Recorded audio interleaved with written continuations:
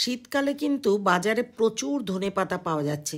তো পাবদা মাছের এই রেসিপিটা এই ধনেপাতা দিয়ে একবার করে খেয়ে দেখুন, দুর্দান্ত লাগবে। নমস্কার বন্ধুরা, মিঠুর কুকিং চ্যানেলে আপনাদেরকে আবারও স্বাগত। আজকে যে পাবদা মাছটা রান্না করেছি সেটা ধনিয়া দিয়েই করেছি, মানে ধনিয়া পাতা প্লাস ধনিয়া ডাস্ট। তো চলুন দেখে নিই আমি কিভাবে করেছি। ফ্রেশ পাবদা মাছ বাজার থেকে এনেই ভালো করে ধুয়ে জল ঝরিয়ে নিয়ে এক স্লাইস লেবু দিয়ে দিয়েছি। আমি এখানে গন্ধরাজ লেবু দিয়েছি, আপনারা চাইলে পাতি লেবুও দিতে পারেন। এক স্লাইস লেবুটা দেওয়াতে কি হয়েছে, মাছের আঁশটা গন্ধটা চলে যাবে। এরপরে এর মধ্যে দিয়ে দিয়েছি 1 চামচ গুঁড়ো আর কি গোলমরিচের গুঁড়ো, আর দিয়ে দিলাম 1/2 চামচ মতো লবণ। এখানে কিন্তু হলুদ ব্যবহার করব না। খুব ভালো করে মাছের গায়ে সমস্ত লঙ্কার গুঁড়ো লবণ মাখিয়ে নিয়ে আর লেবুটা মাখিয়ে নিয়ে রেখে দেবো সাইডে। এরপরে 1 মুঠো ধনেপাতা নিয়ে নেবো। যতটা ধনেপাতা দেবেন খেতে কিন্তু ততটাই ভালো লাগবে।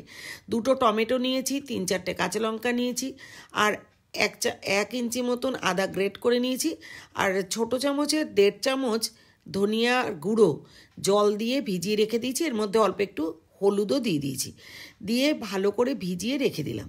এরপর কড়াইটা গ্যাসে বসিয়ে দিয়েছি, দিয়ে কড়াইতে কিন্তু সর্ষের তেল দিয়ে করেছি। আর তার আগে টমেটোটাও পিউরি করে নিয়েছি, আর ধনেপাতাটাও পিউরি করে নিয়েছি, পেস্ট করে নিয়েছি। ধনেপাতার সাথে কিন্তু কাঁচা লঙ্কা দিয়েছিলাম 2টো।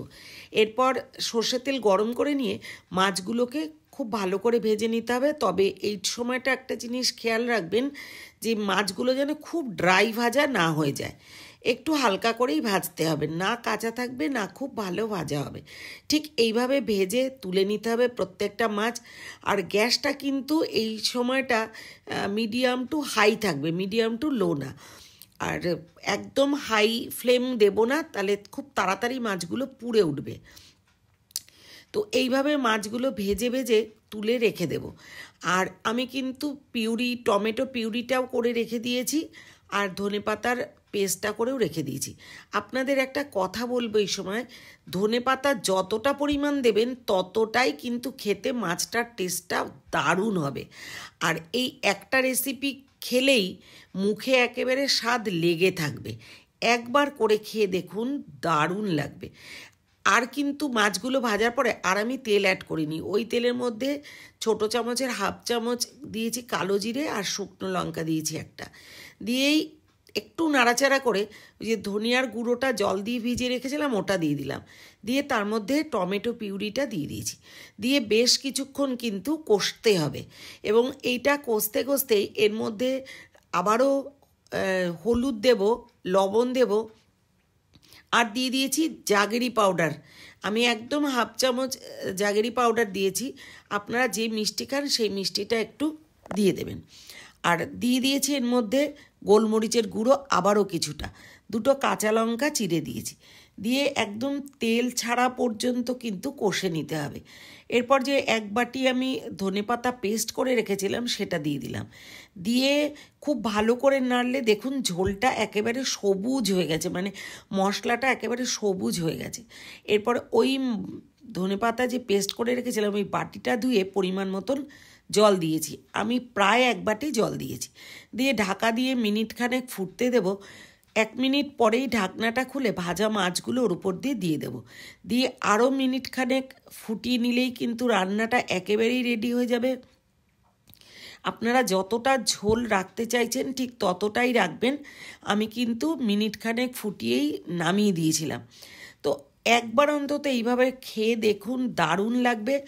আর ভিডিওটা কেমন লাগলো কমেন্ট করে জানাতে কিন্তু ভুলবেন না।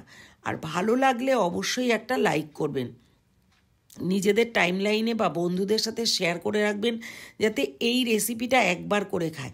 পাবদা মাছ তো অনেকভাবেই খাওয়া যায়, কিন্তু এই ধনিয়া পাবদা একবার করে খেয়ে দেখুন, মুখে লেগে থাকবে। আমার চ্যানেলটা যারা সাবস্ক্রাইব করেছেন তাদেরকে অনেক অনেক ধন্যবাদ। যারা এখনও সাবস্ক্রাইব করেননি তারা নতুনত্ব ভিডিও দেখবার জন্য সাবস্ক্রাইব করে আমার পাশে থাকবেন, বেল আইকনটা প্রেস করতে ভুলবেন না, যাতে পরবর্তী ভিডিও আপলোড করার সাথে সাথে তার নোটিফিকেশানটা আপনাদের কাছে যায় এবং আপনারা পুরো ভিডিওটাই দেখতে পারেন।